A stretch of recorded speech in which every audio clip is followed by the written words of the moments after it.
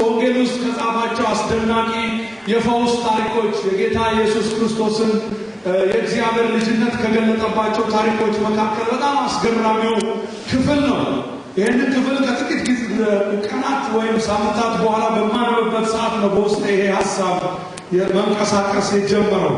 ከተለመደው በተለየ ሁኔታ እግዚአብሔር አይኖችን ከፍቶ ይህንን ቃል አሳየኝ። ክብር ለኢየሱስ ይሁን። አሜን አሜን አሜን አሜን።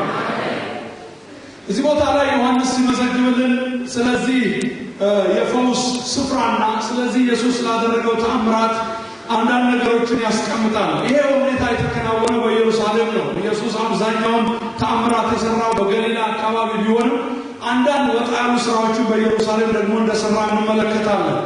ወደ ኢየሩሳሌም ለበዓል ነው የሄደው። የአይሁድ በዓል ነበረ። ምናልባት የፋሲካ በዓል ሊሆን ይችላል።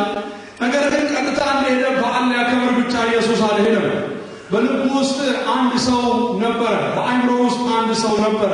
ቀጥታ የሄደው በዛ በተባለው ስፍራ በኢየሩሳሌም የበጎች በር የሚባል ኢየሩሳሌም 4 በሮች አሏት። በነህምያ መጽሐፍ ላይ ታገኙታላችሁ። የተለያየ ስም አላቸው በሮቹ ማለት ነው።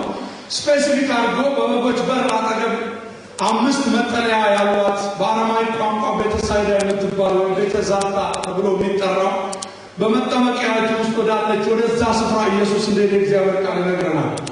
በዛ ስፍራ ላይ ዝርዝር ነገሮች ያስቀምጣል። ካርታውንም ሳይቀር ያስቀምጣል።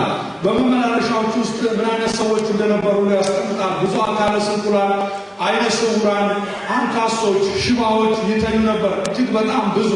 ይህንን የሚያደርጉበት ምክንያት ምንድነው? የውሃውን መንቀሳቀስ ይጠብቁ ነበረ። አልፎ አልፎ የጌታ መልአክ ወርዶ ውሃውን ያናውጠው ነበር።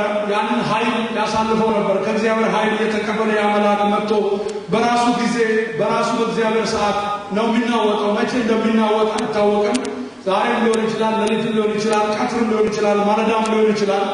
ስለዚህ ያንን የሚጠባበቁ ብዙ በሽተኞች በዛ ስፍራ ነበሩ ብሎ የእግዚአብሔር ቃል ይነግረናል። ስለዚህ ይህንን ፈውስ የሚጠባበቁ ብዙ ሰዎች በዛ ስፍራ ላይ ባሉበት ሁኔታ ስለ አንድ ለየት ስላለ ሰው ግን ለይቶ ያስቀምጥልናል።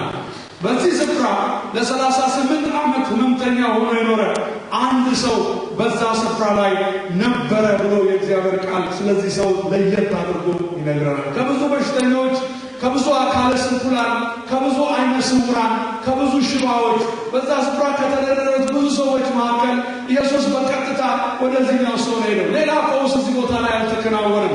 ሌላ ተአምራት እዚህ ቦታ ላይ አልተከናወነም። አለፍ እያደረገ ሌሎቹን በሽተኞች፣ አለፍ እያደረገ ሌሎቹን ህመምተኞች አልፎ ቀጥታ ወደዚህ ሰው ወደ ተኛበት ስፍራ ኢየሱስ እንደሄደ እግዚአብሔር ቃል ይነግረናል። ክብር ለኢየሱስ ይሁን። ክብር ለኢየሱስ ይሁን። የዚህ ሰው ችግር ምንድን ነበረ? በተለየ ሁኔታ ጌታ ይህን ያደረገበት ነገር ምንድን ነበረ ብለን ስንመለከት የዚህ ሰው ችግርን ዘርዝሮ ዮሐንስ ያስቀምጥልናል። በጣም እጅግ ከባድ፣ ለማመን የሚዘገንን አስቸጋሪ ችግር ውስጥ ነበረ። መራመድ የማይችል፣ መንቀሳቀስ የማይችል፣ ያለ እርዳታ ያለ ድጋፍ መነሳት የማይችል፣ መኝታ ላይ የሚተኛ የድሮ ትርጉም አልጋ ይለዋል። ግን አልጋ ትክክለኛ ትርጉም አይደለም። አልጋ እኛ የምናውቀው በአእምሯችን ስንመጣው እኛ መንተኛበት ጥሩ ሁኔታ የተሰራ ነው። ይሄ ግን መኝታ ነው፣ መተኛ ነው፣ ምንጣፍ ነገር ነው። ስለዚህ አዲሱ መደበኛ ትርጉም በትክክል አስቀምጧል። እዛ ጋር ተኝቷል።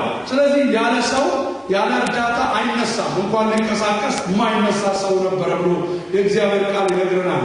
ማን እንዳመጣውም አይታወቅም፣ ስሙም አይታወቅም።